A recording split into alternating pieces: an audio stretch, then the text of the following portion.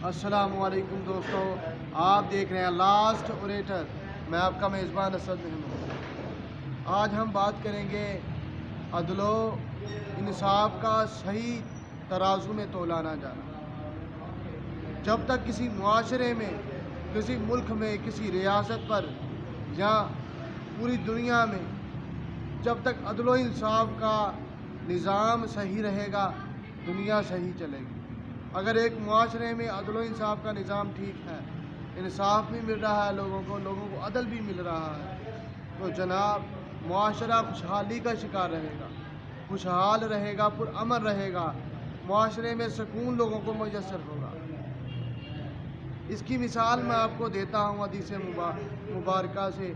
हमारे अल्लाह के प्यारे जो नबी हैं, जब फातिमा नामी बनु मखजूम की औरत ने चोरी की तो हज़रत उसामा बिन ज़ैद अल्लाह के नबी के पास आए उसकी सिफारिश के लिए, उसकी औरत की सिफारिश के लिए, क्योंकि वो अमीर ख़ानदान की औरत थी।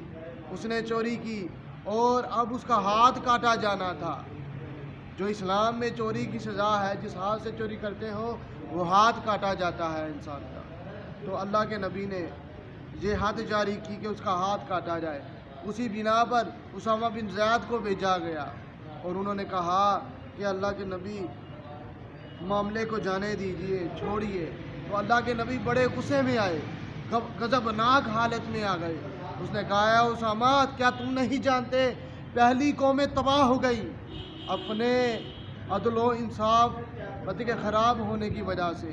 अदलो इंसाफ मुहैया नहीं करते थे, मतलब कि उनका जो इंसाफ और अदल था वो अमीरों के लिए कुछ और था और गरीबों के लिए कुछ और था। जो ताकतवर होता वो कुछ देकर छूट जाता और जो कमज़ोर होता वो कानून की ज़ात में आ जाता। अल्लाह के नबी ने कहा कि खुदा की कसम अगर मेरी बेटी